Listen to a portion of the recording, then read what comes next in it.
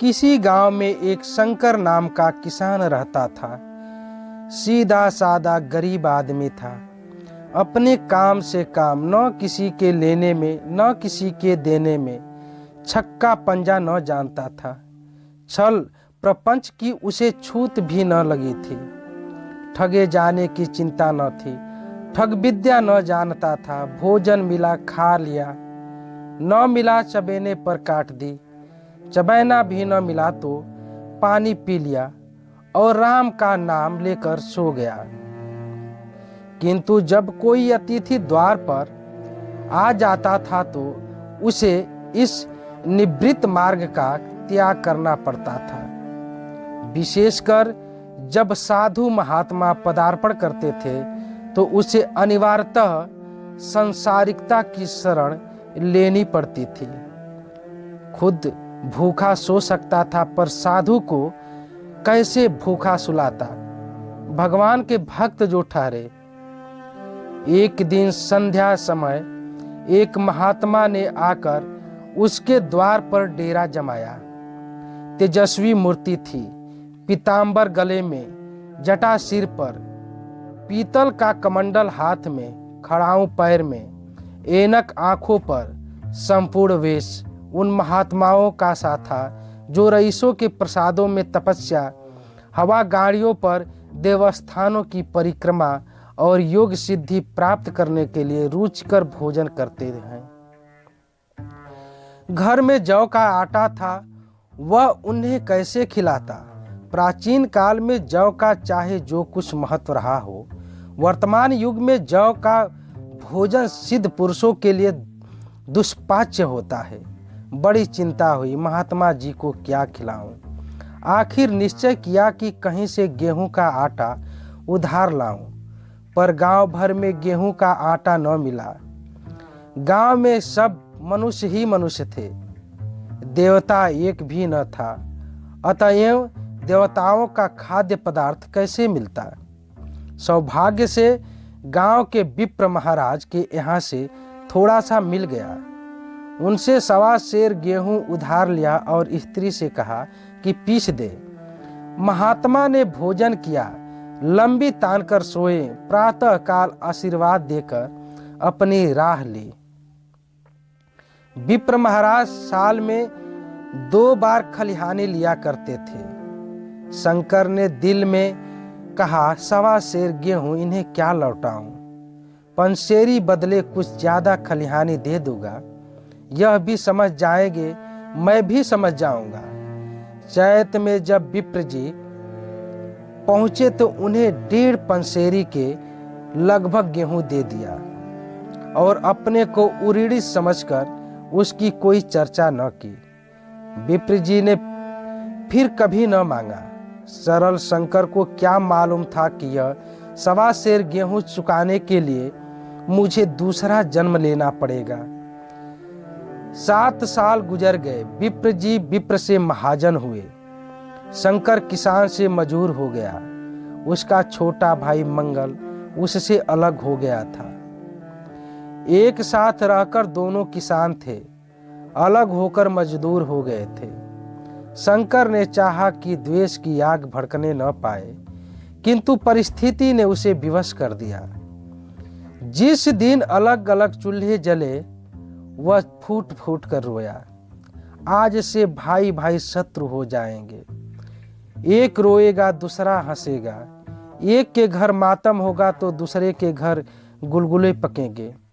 प्रेम का बंधन, खून का बंधन, दूध का बंधन आज टूट जाता है। उसने भगीरथी परिश्रम से कुल मर्यादा का वृक्ष लगाया था, उसे अपने रक्त से सींचा था। उसको जड़ से उखाड़ कर देखकर उसके हृदय के टुकड़े हुए जाते थे। 7 दिनों तक उसने दाने की सूरत तक न देखी। दिन भर जेठ की धूप में काम करता और रात को मुंह लपेटकर सो जाता। इस भीषण वेदना और दुस्सह कष्ट ने रक्त को जला दिया, मांस और मज्जा को घुला दिया। बीमार पड़ा तो महीनों खाट से उठाना। अब गुजर बसर कैसे हो। 5 बीघे के आधे रह गए। एक बैल रह गया, खेती क्या खाक होती। अंत को यहाँ तक नौबत पहुंची कि खेती केवल मर्यादा रक्षा का साधन मात्र रह गई। जीविका का भार मजदूरी पर आ पड़ा। 7 वर्ष बीत गए। एक दिन शंकर मजूरी करके लौटा तो राह में विप्र जी ने टोक कर कहा, शंकर, कल आकर के अपने बीज बैंक का हिसाब कर ले। तेरे यहाँ 5.5 मन गेहूं कब के बाकी पड़े हुए हैं और तूने देने का नाम नहीं लेता। हजम करने का मन है क्या? शंकर ने चकित होकर कहा, मैंने तुमसे कब गेहूं लिए थे जो 5 मन हो गए? तुम भूलते हो मेरे यहाँ किसी का छटाक भर न अनाज है, न 1 पैसा उधार है। विप्र बोले, इसी नियत का तो यह फल भोग रहे हो कि खाने को नहीं जुड़ता।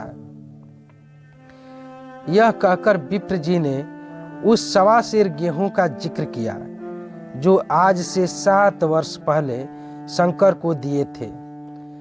शंकर सुनकर अवाक रह गया। ईश्वर, मैंने इन्हें कितनी बार खलिहानी दी, इन्होंने मेरा कौन सा काम किया? जब पोथी पत्र देखते, शायद सगुन विचारने द्वार पर आते थे, कुछ न कुछ दक्षिणा ले ही जाते थे। इतना स्वार्थ 1.25 सेर अनाज को अंडे की भांति सेक कर आज यह पिचास खड़ा कर दिया जो मुझे निगल जाएगा। इतने दिनों में एक बार भी कह देते तो मैं गेहूं तौल कर दे देता। क्या इसी नियत से चुपचाप साध बैठे रहें? बोला, महाराज, नाम लेकर तो मैंने उतना अनाज नहीं दिया, पर कई बार खलिहानों में सेर 2-2 सेर दिया। अब आप आज 5.5 मन मांगते हैं, मैं कहाँ से दूंगा? विप्र बोले, लेखा जौ बकशीस 100। तुमने जो कुछ दिया होगा उसका कोई हिसाब नहीं। चाहे 1 की जगह 4 पसेरी दे दो, तुम्हारे नाम बही में 5.5 मन लिखा हुआ है। जिससे चाहो हिसाब करवा लो, दे दो तो तुम्हारा नाम छेक दो, नहीं तो और भी बढ़ता रहेगा। शंकर बोला, पांडे, क्यों एक गरीब को सताते हो? मेरे खाने का ठिकाना नहीं, इतना गेहूं किसके घर से लाऊंगा? विप्र बोले, जिसके घर से चाहो लाओ, मैं छटाक भर भी न छोड़ूंगा। यहाँ न दोगे, भगवान के घर तो दोगे। शंकर कांप उठा। हम पढ़े लिखे आदमी होते तो कह देते, अच्छी बात है, ईश्वर के घर ही देंगे। वहाँ की तौल यहाँ से कुछ बड़ी तो न होगी।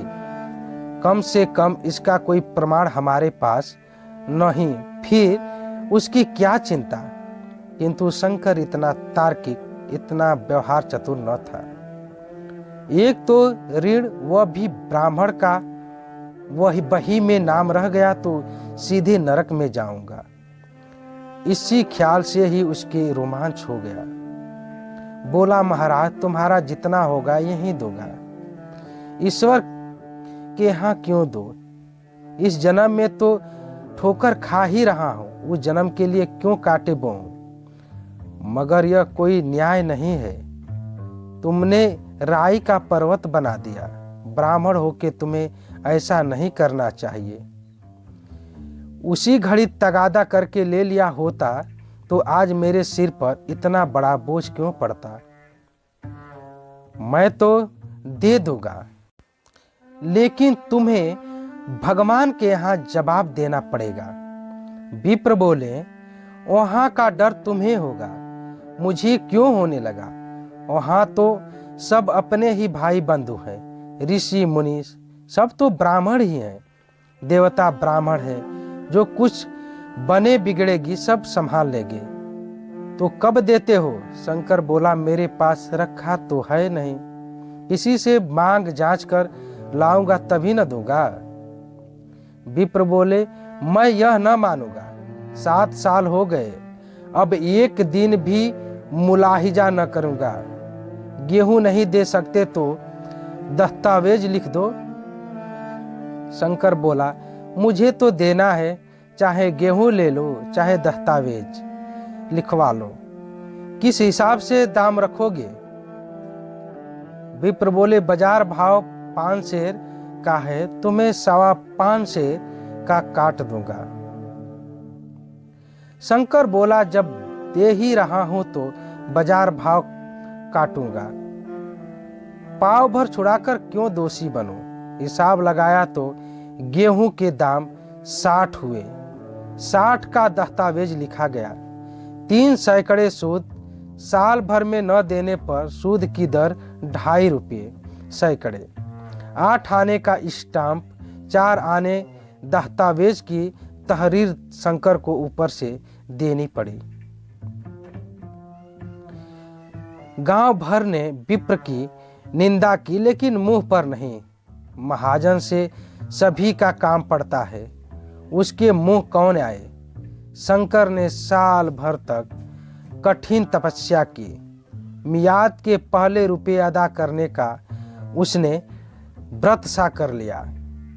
दोपहर को पहले भी चूल्हा न जलता था। चबाने पर बसर होती थी, अब वह भी बंद हुआ। केवल लड़के के लिए रात को रोटियां रख दी जाती थी। पैसे रोज का तमाकू पी जाता था। यही एक व्यसन था जिसका वह कभी न त्याग कर सका था। अब वह व्यसन भी इस कठिन व्रत की भेंट हो गया।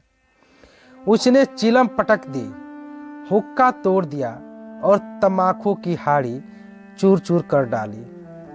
कपड़े पहले भी त्याग की चरम सीमा तक पहुंच चुके थे। अब वह प्रकृति का न्यूनतम रेखाओं में अबाध्य हो गया था। शिशिर की अतिवेदक शीत को उसने आग तपकर काट दिया। इस संकल्प का फल आशा से बढ़कर निकला। साल के अंत में उसके पास 60 रुपये जमा हो गए। उसने समझा, पंडित जी को इतने रुपये दे दूंगा और कहूंगा, महाराज बाकी रुपये भी जल्द ही आपके सामने हाजिर करूंगा। 15 रुपये की तो और बात है, क्या पंडित जी इतना भी न मानेंगे? उसने रुपये लिए और जाकर पंडित जी के चरण कमलों पर अर्पण कर दिया। पंडित जी ने विस्मित होकर पूछा, किसी से उधार लिए क्या? शंकर बोला, नहीं महाराज, आपकी आपकी आशीष से अब की मजूरी अच्छी मिली। विप्र बोले, लेकिन यह तो 60 रुपये ही है। शंकर बोला, हाँ महाराज, इतने अभी ले लीजिए, बाकी मैं 2-3 महीने में दे दूंगा। मुझे उरीन कर दीजिए। विप्र बोले, उरीन तो जब ही होगे जबकि मेरी कौड़ी कौड़ी चुका दोगे। जाकर मेरे 15 रुपये और लाओ। शंकर बोला, महाराज इतनी दया करो, अब सांझ की रोटियों का भी ठिकाना नहीं है। गांव में हूं तो कभी न कभी दे ही दूंगा। विप्र बोले, यह रोग नहीं पालता, न बहुत बातें करता हूं। अगर मेरे पूरे रुपये न मिलेंगे तो आज से 3 रुपया सैकड़े का ब्याज लगेगा। अपने रुपये चाहे अपने घर रखो, चाहे मेरे यहाँ छोड़ जाओ। शंकर बोला, अच्छा, जितना लाया हूं उतना रख लीजिए। मैं जाता हूं, कहीं से 15 रुपये और लाने की फिक्र करता हूं। शंकर ने सारा गांव छान मारा, मगर किसी ने रुपये न दिए। इसलिए नहीं कि उसका विश्वास न था या किसी के पास रुपये न थे, बल्कि इसलिए कि पंडित जी के शिकार को छेड़ने की किसी की हिम्मत न थी। क्रिया के पश्चात प्रतिक्रिया नैसर्गिक नियम है। शंकर साल भर तक तपस्या करके भी जब ऋण से मुक्त होने में सफल न हो सका तो उसका संयम निराशा के रूप में परिणित हो गया। उसने समझ लिया कि जब इतना कष्ट सहने पर भी साल भर मैं 60 रुपये से अधिक न जमा कर सका तो अब कौन सा उपाय है जिसके द्वारा इसके दूने रुपए जमा हो। जब सिर पर ऋण का बोझ ही लदना है तो क्या मन भर और क्या सवा मन। उसका उत्साह क्षीण हो गया, मेहनत से घृणा हो गई। आशा उत्साह की जननी है, आशा में तेज है, बल है, जीवन है। आशा ही संसार की संचालक शक्ति है। शंकर आशाहीन होकर उदासीन हो गया। वह जरूरतें जिसको उसने साल भर तक टाल रखा था अब द्वार पर खड़ी होने वाली भिखारिणी न थी, बल्कि छाती पर सवार होने वाली पिचासनियाँ थी, जो अपनी भेंट लिए बिना जान नहीं छोड़ती। कपड़ों में चकतियों के लगने की भी एक सीमा होती है। अब शंकर को चिट्ठा मिलता तो वह रुपये जमा न करता। कभी कपड़े लाता, कभी खाने की कोई वस्तु। जहां पहले तंबाकू ही पिया करता था वहां अब गांजे और चरस का चस्का भी लगा। उसे अब रुपये अदा करने की कोई चिंता न थी, मानो उसके ऊपर किसी का एक पैसा भी न उधार है। पहले जूड़ी चढ़ी होती थी पर वह काम करने अवश्य जाता था, अब काम पर न जाने के लिए बहाना खोजा करता था। इस भांति 3 वर्ष निकल गए। विप्र महाराज ने एक बार भी तकाजा न किया। वह चतुर शिकारी की भांति अचूक निशाना लगाना चाहते थे। पहले से शिकार को चौकन्ना उनकी नीति के विरुद्ध था। एक दिन पंडित जी ने शंकर को बुलाकर हिसाब दिखाया। 60 रुपये जो जमा थे वह मिन्हा करने पर भी अब शंकर के जिम्मे 120 रुपये निकले। शंकर बोला, इतने रुपये तो इस जन्म में दूंगा, इस जन्म में नहीं हो सकते। विप्र बोले, मैं इसी जन्म में लूंगा, मूल न सही सूद तो देना ही पड़ेगा। शंकर बोला, एक बैल है वह ले लीजिए, और मेरे पास रखा क्या है। विप्र बोले, मुझे बैल बधिया लेकर क्या करना, मुझे देने को तुम्हारे पास बहुत कुछ है। शंकर बोला, और क्या है महाराज। विप्र बोले, कुछ है, तुम तो हो, आखिर तुम भी कहीं मजूरी करने जाते ही हो। मुझे भी खेती के लिए मजूर रखना ही पड़ता है। सूद में तुम हमारे यहाँ काम किया करो, जब सुविधा हो मूल को भी दे देना। शर्त तो यूँ है कि अब तुम किसी दूसरी जगह काम करने नहीं जा सकते जब तक मेरे रुपये नहीं चुका दो। तुम्हारे पास कोई जायदाद नहीं है, इतनी बड़ी गठरी मैं किस एतबार पर छोड़ दूं। कौन इसका जिम्मा लेगा कि तुम मुझे महीने महीने सूद देते जाओगे, और कहीं कमाकर जब तुम मुझे सूद भी नहीं दे सकते तो मूल की कौन कहे। शंकर बोला, महाराज सूद में तो काम करूंगा और खाऊंगा क्या।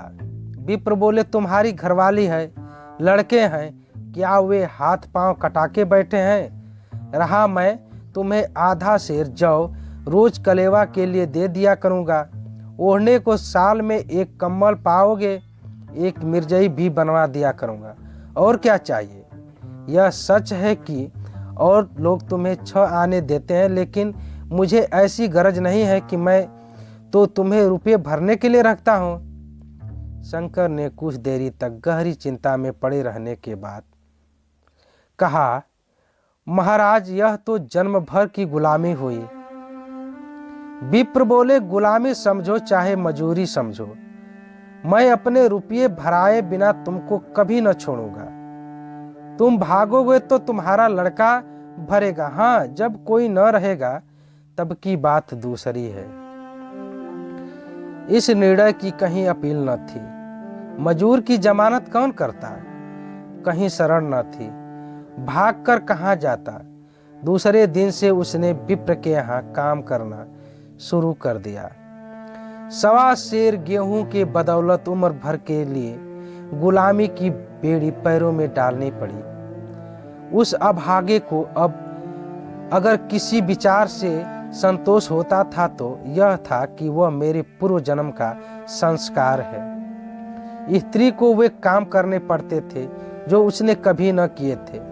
बच्चे दाने को तरसते थे, लेकिन शंकर चुपचाप देखने के सिवा और कुछ न कर सकता था।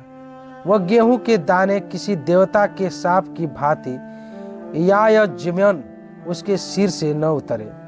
शंकर ने विप्र के यहाँ 20 वर्ष तक गुलामी करने के बाद इस दुस्सार संसार से प्रस्थान किया। 120 अभी तक उसके सिर पर सवार थे। पंडित जी ने उस गरीब को ईश्वर के दरबार में कष्ट देना उचित न समझा। इतने अन्यायी, इतने निर्दयी न थे। उसके जवान बेटे की गर्दन पकड़ी। आज तक वह विप्र के यहाँ काम करता है। उसका उद्धार कब होगा भी या नहीं, ईश्वर ही जाने। पाठक, इस वृत्तांत को कपोल कल्पित न समझिए। यह सत्य घटना है। ऐसे शंकरों और ऐसे विप्रों से दुनिया खाली नहीं है।